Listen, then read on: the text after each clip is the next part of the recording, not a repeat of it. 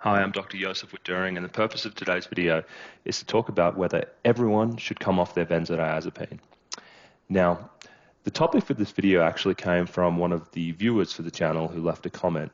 And just quickly, I want to say thank you for all the viewers out there who are leaving comments, who are coming and supporting the channel. It generates really nice content like this, so I greatly appreciate it. So, why did I think this was important to make a video about? Well, because there's likely a lot of people who have this question, and it's, I've heard all about benzodiazepine withdrawal. I know how challenging it can be. I know how debilitating it can be. I'm on this benzodiazepine. Should I even come off? I'm doing well and I'm functioning.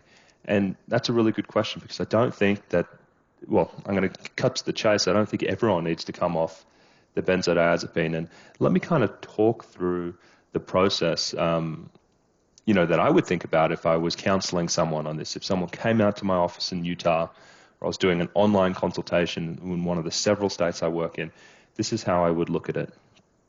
So the first thing to keep in mind is, what are the triggers for the protracted withdrawal? And when I say protracted withdrawal, we're talking about the small set of people who come off either an antidepressant or a benzodiazepine and then have these severe neurological deficits that last sometimes up for years, and they're very debilitating.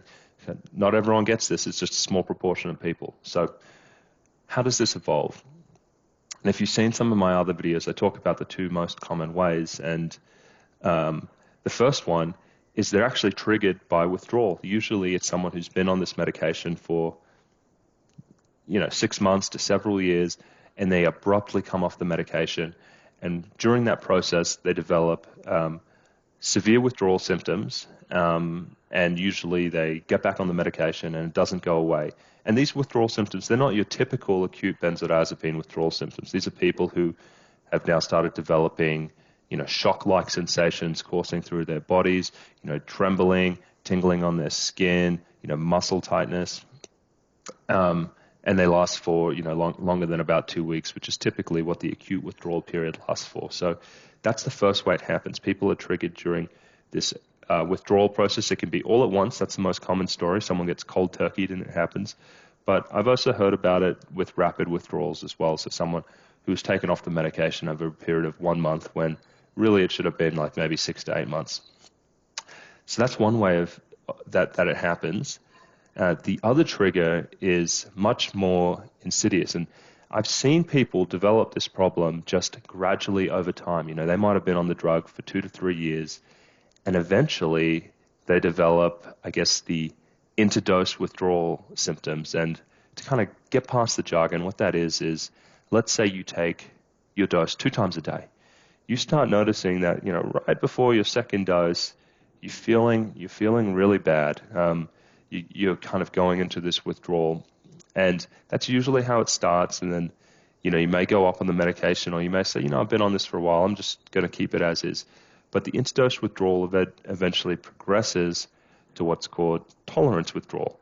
And this is where you have not changed your medication dose at all, but you've now entered a state of essentially withdrawal symptoms. And there could be, two things that are happening here. One thing that comes to mind is, all of the adaptations in your brain have gotten to a point where, because of that external benzodiazepine, which is functioning as the brakes for your central nervous system, the opposing forces on the other side have now upregulated the more stimulatory type pathways to kind of compensate against that. And now you're actually, your brain is overcompensated. It's in a more excitatory state. Even though you're taking a sedative, it's in a more excitatory state. And people just start feeling terrible. So they're essentially in a constant state of withdrawal. The dose hasn't changed. It's the same. And they get into a lot of trouble there. So that's the one way it could happen. The other thing is maybe speculation here. Maybe it's not just this kind of compensatory type thing where it's pushing up against the brakes, the external brakes that you've imposed upon the system, the benzo. maybe there's actually some toxicity there. And I've seen that as well, where people will just all of a sudden just start developing, all of those symptoms I previously mentioned, the shock-like sensations and all of that. So it's a roundabout way to say there's two ways that this can happen, and one of them is triggered by acute withdrawal, and the other one just happens. And I think they're useful to think about if you're someone who's saying, should I come off this medication if it's not harming me? So I'm going to split it into two camps to help you kind of think about it. On the one camp, let's say we have someone who is 75. They have been on Xanax, 0.5 milligrams at night to go to sleep for the last 30 years, and they are they're fine. For the most part, they're doing well on this medication. It's nothing has happened in the last 30 years, and it's just kind of helps them sleep. Maybe it doesn't even really do much. So that's like one kind of camp. This person that's been on it for decades and is having no problems, and they're actually also in a higher risk group for recovery. I feel like the older you get, sometimes the longer it takes to recover. The less, innate neuroplasticity you have in your brain. As you get older, you're less likely to be able to recover as much as a young person. That person could probably consider just staying on the medication for the rest of their life. The risk that they're going to develop this kind of insidious type of protracted withdrawal injury is pretty low. I mean, they've been on it for 30 years. They've tolerated it. It's fine. Probably easier to just keep on taking that medication. And let's go now to the next person. So the next person might have been on this medication for, I don't know, maybe 5 years, something like that. They're in their early 30s. They're not having a lot of problems. Should this person come off this medication if they've started to learn about the dangers of this drug? And this is where I would kind of tilt towards, probably. And I mean, probably if they want to come off, if they're coming to you and are saying, I really want to come off, then that's the reason. If it's working for them for whatever circumstances, I mean, there are genuine reasons why someone may want to stay on this medication, whether it's epilepsy or other things.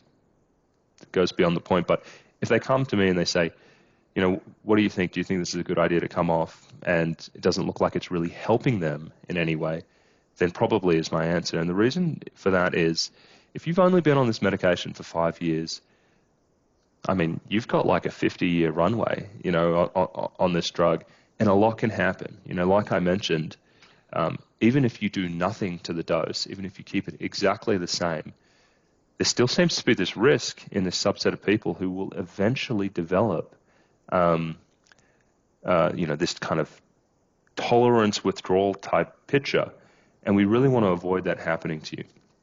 The other reasons is it's nice to not rely on a medication. So I see this a lot out there. I mean, I know this is happening with Adderall at the moment. You could have full-on stock shortages across like nationwide of certain medications that could force you onto another drug or essentially kind of cold turkey you. 50 years is a lot of time. A lot of things can come up. I mean, so there are external forces that could, get you knocked off the drug. But then there's also just personal things.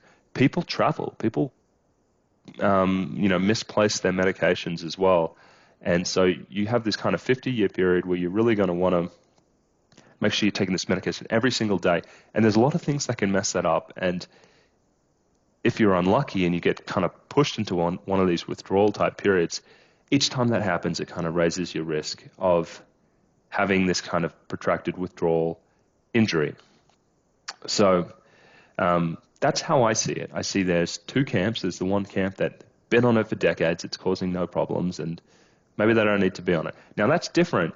Like if you've been on it for decades, but it is causing problems, and it's looking like you're developing kind of a toxicity already on it, the decision's kind of made. I think you need to come off that medication and do it very slowly and just start recovering. But if it's causing no problems, then that's different. So I hope this video was helpful. If you are struggling in making one of these decisions, come out to our Utah office, come do an in-person consultation with me or my wife. We would love to help you with it. If you are in one of the other, I think it's got to be 10 to 13 states that we're working in now, you can come to our website, you can make an appointment, we can talk to you, and we can help you make the best decision for you.